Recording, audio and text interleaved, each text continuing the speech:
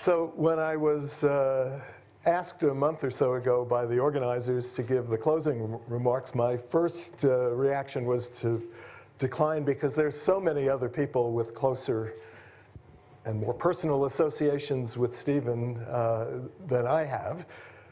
But before I could come up with the right words to politely decline without seeming rude or inconsiderate or whatever, I was thinking, well, I've really spent an extremely high fraction of my scientific career working on ramifications of Stephen's ideas. And I really would like to say a few things about his work. So here I am. Now, the charge in the original, it wasn't really a charge, it was a suggestion in the original email from Harvey in terms of what they were looking for. I've written it down here to quote exactly, is that this could perhaps be a broad summary of what was discussed at the conference, the importance of Stephen's work, and some discussion of future prospects. Okay, so I'm going to skip the future prospects. Yogi Berra has already pointed out that predictions are difficult, especially when they're about the future. And I've noticed that my predictions are not better than average, so I'll spare you that. And let me move on now to a broad summary of the conference. I think this has been a spectacularly great conference with a lot of really interesting, great talks on very interesting topics. And indeed, I think we should give Harvey and the rest of the organizing committee another round of applause for such a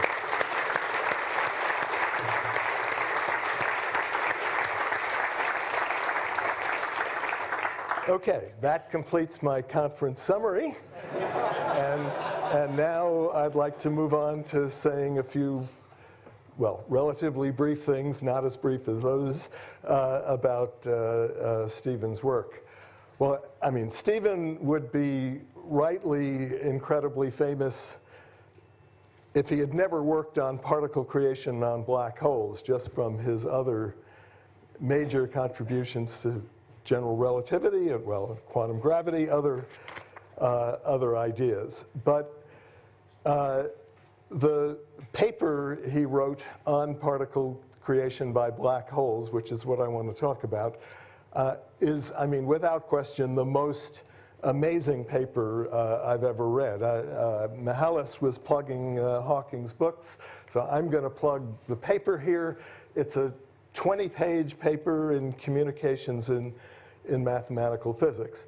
Well, everybody in this room knows that it's a great paper, an amazing paper, but I don't know that everybody knows all, how amazing it is and all the reasons why it's amazing, and I wanted to spend a little bit of time on that. In fact, I mean, I hear people sometimes describing this paper as, Hawking postulated the existence of a temperature of a black hole and all of its, thermodynamic implications. Well, one of the really amazing things about this paper is that Stephen didn't postulate anything whatsoever except general relativity and basic ideas of quantum field theory. Everything in the paper is derived by, well, non-trivial calculations in some cases and very tight reasoning. So what does Stephen do in the paper? Well, first of all, I mean, if you're looking to do something on a black hole background and something as difficult as quantum field theory, it would be natural to take the extended black hole background, which is very simple, static, Schwarzschild at least, and if you consider gravitational collapse, that's incredibly messy. But the problem with the extended Schwarzschild or other black hole spacetimes is they have a past horizon. And you'd have to give boundary conditions or initial conditions or specify a vacuum state on the past horizon. So Stephen realized the way to avoid that is to consider a gravitational collapse space-time, which, to start with, would seem to be making the problem much more difficult. He considers a scalar field to begin with and considers a spherical wave propagated backward in time. Now, that's not too intuitive to think of dynamical evolution of backward propagation in time, but you'd never get anywhere if you didn't do backward propagation. Stephen then realized that once this wave reached near the horizon, you could use geometric optics. Maybe that's not so non-trivial, but I probably had a couple of dozens of hours of conversations with people about whether that was really valid at the time of this, at this paper. Okay, then the key thing was to recognize the relationship between affine time and killing time once you were in the geometric optics approximation, so that you could propagate this wave further backwards. And there's an exponential relationship between those. So he gets then this wave that's propagated backward in time to past infinity, and that wave is quite unilluminating. You take its Fourier transform, and I would say that's also quite unilluminating, except that the positive and negative frequency parts are closely related. There's a logarithm that can be logarithm of the positive frequency or the negative frequency. He realizes the analyticity properties given by that, and realizes then what the log of the negative frequency, the minus omega portion was, and that gives this exponential factor that turns out to be a Boltzmann, interpretable as a Boltzmann factor. So he's done all that. He calculates the total particle number, and it's infinite. But that, he claims, is because of a steady rate of particle production over all time. He doesn't just say that. He introduces wave packets, redoes the whole calculation with the wave packet, shows that you get a finite radiation from each wave packet, and it's thermal if that wave packet is centered about a frequency. So now he has the thermal radiation. He, of course, realized, I mean, I say of course only for Stephen, that that's exactly what you needed to make black hole thermodynamics consistent, and that's exactly what you needed for the validity of the generalized second law. Okay, so I would imagine, if I could imagine somebody doing that, being, well, incredibly exhausted, but maybe having enough adrenaline to write it up and submit it for publication. Okay, but that's not where Stephen stops.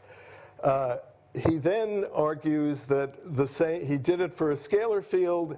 He argues, and seriously argues, because there are some differences, that this would hold for electromagnetic and linearized gravitational fields. And in the same paragraph argues this would hold for Fermi-Dirac fields, but there would be a change of sign because of the nature of the Dirac-like product versus Klein-Gordon product that would end up giving you the Fermi-Dirac distribution rather than the Bose-Einstein type distribution. Then he argues that this would hold for non-zero rest mass. He's argued only for zero mass up to this point. Then he argues in a very non-trivial argument that, in fact, his final answer only depends on the asymptotic final state of the black hole. He had assumed a spherically symmetric collapse to a Schwarzschild black hole, but that didn't, in fact, you only needed that the black hole settle down to a Schwarzschild final state, and that's not, I mean, that argument is you know, nearly a page or so of this. Okay, having argued that it only depends on the final state, then he was all set to do this for Kerr with superradiance and see what effects superradiance would give. So he did it in a paragraph for Kerr. Having done that, there's Reissner-Nordstrom. I mean, charged fields, how would they behave? They have a similar superradiant behavior. He did the Reissner-Nordstrom case and got the similar behavior there. Now, maybe he cheated a little bit in the end of that paragraph, just saying, for a general Kerr-Newman black hole, you get a combination of these effects, but it's true. That's what I mean, and I believe he did the calculation. Okay, then he goes on to back reaction. And he argues that the back reaction effects, now, mind you, there was no, theory of stress energy, et cetera. Here only, I mean, there had been a little bit of work by Parker on particle creation and a little bit of formal work and so on, but, problems like back reaction, this was really new. He argued that a freely falling observer would not see any large local effects in terms of particles or anything else. So this is the first anti-firewall paper, I think one can very safely say.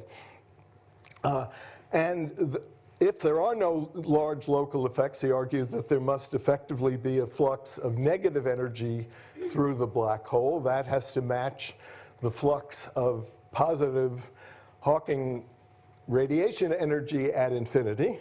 And he derives then that black holes must evaporate within a finite amount of time. And he draws the space-time diagram of an evaporating black hole. I think it's a shame that he didn't retain copyright on that, because there's really a lot he could have made in royalties every time that diagram has been written down since. So that's all in the paper. So I've said all nice things about it, but what about deficiencies of the paper, flaws in it?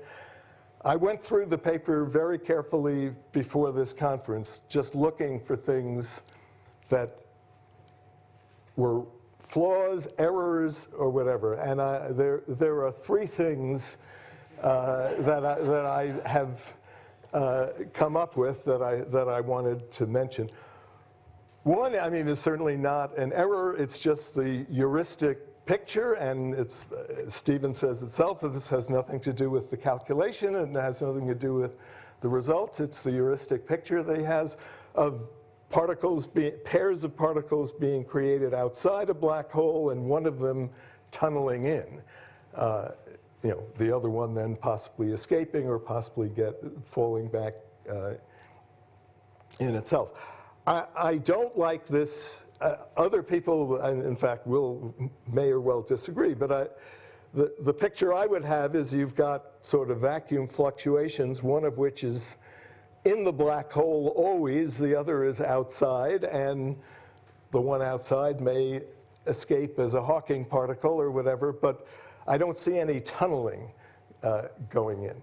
But again, that's purely the heuristic picture that the second thing is that Stephen believed at the time that there was not a well-defined stress energy for the quantum field. I mean, basically because of the ambiguity in particle number, which really is an ambiguity and really is there. But he had an image, or was picturing the paper, that stress energy for a quantum field would be a lot like a gravitational pseudotensor.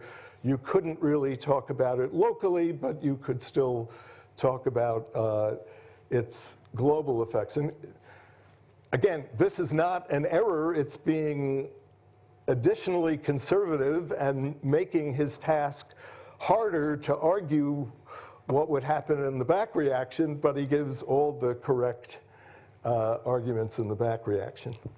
Okay, the third thing is the only thing that is genuinely an error in the paper, and the only thing that I can really criticize Stephen for. He misspelled the word gauge in 4 places.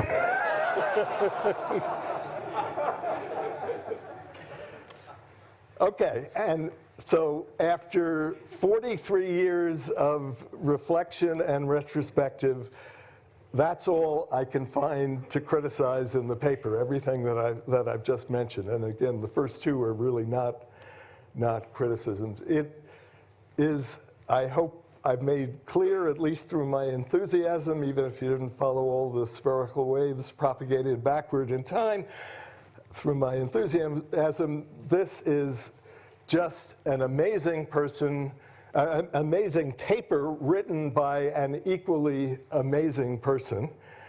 I've been thinking this for 43 years, and I'm really happy that this conference has given me an opportunity to say that. Happy birthday, Stephen.